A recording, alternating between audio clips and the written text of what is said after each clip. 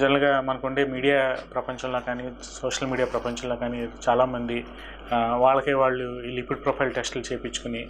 Lipid profile నార్మల్‌గా ఉంది కదా అని వదిలేస్తూ ఉంటారు. సో జనరల్‌గా చాలామంది చాలా వరకు ఈ రక్తంలో బ్లాక్స్ రావటం, రక్తంలో క్లాట్స్,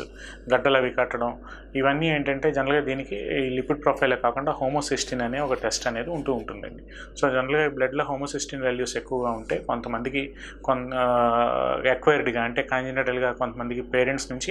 ఇన్హెరిటెడ్గా వస్తూ ఉంటుంది. కొంతమందికి vitamin B and D deficiencies ఉన్న వాళ్ళలో కూడా ఈ హోమోసిస్టిన్ వాల్యూస్ అనేవి పెరుగుతూ ఉంటాయి. సో జనరల్గా ఈ హోమోసిస్టిన్ వాల్యూస్ అనేది ఏదైనా ఆల్కహాల్ హ్యాబిట్స్ ఉన్నా లేదంటే స్మోకింగ్ హ్యాబిట్స్ ఎక్కువగా ఉన్నా ఈ హోమోసిస్టిన్ వాల్యూస్ అనేవి ఎక్కువగా పెరుగుతూ ఉంటాయి. సో జనరల్గా ఈ హోమోసిస్టిన్ వాల్యూస్ పెరిగినాయి అంటే దీన్ని హైపర్ హోమోసిస్టినిమియా అంటూ ఉంటాం. సో జనరల్గా ఈ హోమోసిస్టిన్ వాల్యూస్ పెరిగినప్పుడు జనరల్గా వీళ్ళకి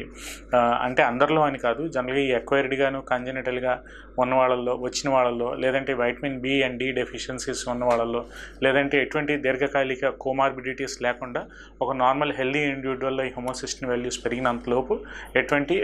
ఎఫెక్ట్స్ అనేవి ఆ హెల్దీ ఇండివిజువల్ మీద చూపించదండి. కానీ ఏదైనా కోమార్బిడిటీస్ ఉండి ఏదైనా అన్కంట్రోల్డ్ హైపర్ టెన్షన్ కానీ అన్కంట్రోల్డ్ డయాబెటీస్ కానీ ఈ లిపిడ్ ప్రొఫైల్లో ఈ ఎల్డిఎల్ కానీ ట్రైగ్లిసరైడ్ వాల్యూస్ పెరగటం లేదంటే కొలెస్ట్రాల్ వాల్యూస్ ఎక్కువగా పెరగటం, సో అట్లాంటి వాళ్ళలో ఈ హోమోసిస్టిన్ వాల్యూస్ పెరిగితే డెఫినెట్గా అది ఒక అలారమింగ్ సిమ్టమ్గా అది ఏదైనా ఒక గుండెకి సంబంధించిన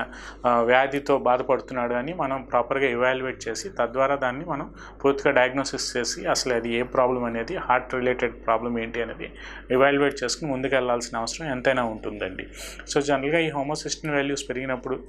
కొంతమందికి అంటే అందరిలో అని నేను చెప్పట్లేదు, జనరలైజ్డ్గా నేను చెప్పట్లేదండి, కొంతమందికి హార్ట్ అటాక్స్ రావటం లేదంటే పక్షవాతం రావటం లేదంటే పారాలిటిక్ రిలేటెడ్ సిమ్టమ్స్ ఏవైతే ఉన్నాయో అవి రావటం, సడన్గా స్ట్రోక్స్ అవి రావటం అనేది వచ్చే ఛాన్స్ అయితే ఉంటుందండి. సో బేసిక్గా ఈ లిపిడ్ ప్రొఫైలే చెక్ చేయించుకోకుండా జనరల్గా దాంతోపాటు ఈ హోమోసిస్టిన్ వాల్యూస్ కూడా ఇప్పుడు ఈ వీడియో చూస్తున్న వాళ్ళు అది irrespective of the age group ఎవరైతే 30 years అబోవ్ వాళ్ళు ఉంటారో వాళ్ళు ఒకసారి ఈ హోమోసిస్టిన్ వాల్యూస్లో ఏదైనా అబ్నార్మాలిటీ కనిపిస్తే అది ప్రాపర్గా ఎందుకు వచ్చింది, అది కంజెనిటల్గా వచ్చిందా లేదంటే ఎక్వైర్డా లేదంటే ఏదైనా వైటమిన్ డెఫిషియన్సీస్ వలన వచ్చినాయి అనేది ప్రాపర్గా ఎవాల్యుయేట్ చేసుకుని మీరు ఒక క్వాలిఫైడ్ డాక్టర్ గారి దగ్గరికి వెళ్ళి ఒకసారి మొత్తం థరో చెకప్ చేయించుకోవాలని